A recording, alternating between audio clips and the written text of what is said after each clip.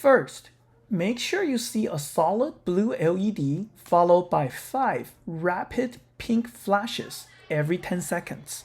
That means the device is ready in soil sensing mode. Next, make sure the soil is slightly moist. It should feel just a little bit sticky, but definitely not muddy.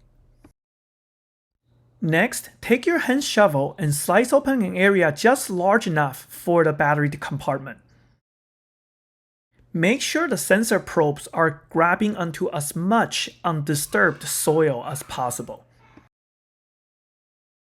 The device will blink pink LEDs every 10 seconds to show you how good is the soil lock. If your soil is very soft like mine, then you will need to squeeze the soil between the two sensor probes.